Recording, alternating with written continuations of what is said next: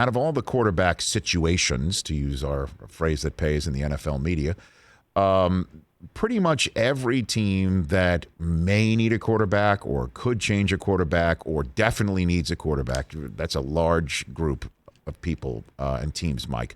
Every one of them could go ahead and draft one or hold on to who they currently have, with the exception, in my mind, of the Chicago Bears.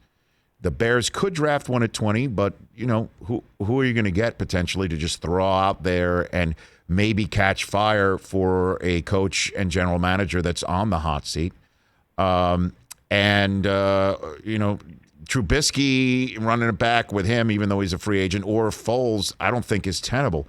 What are they going to do? I mean, do they really think that they can go ahead and pry Russell Wilson loose with a package that may include the water tower? I mean, like, what is that, Mike? What do you got for me on that front? I just think it's going to be very difficult for them to put something on the table that will get the Seahawks to say yes. And when they restructured Khalil Mack's deal, kicking some money from this year into future years, reducing his cap number, that seemingly takes Mack out of the conversation for the trade compensation to try to get Russell Wilson. I just think that if the teams that have been identified, it's going to be hard to pull off. Now, the 4 teams identified, I don't think that's the full and complete universe. This is a gut feeling on my part. I think there may be some other teams out there that Mark Rodgers strategically omitted that could ultimately potentially get involved in this, and Wilson would accept the trade.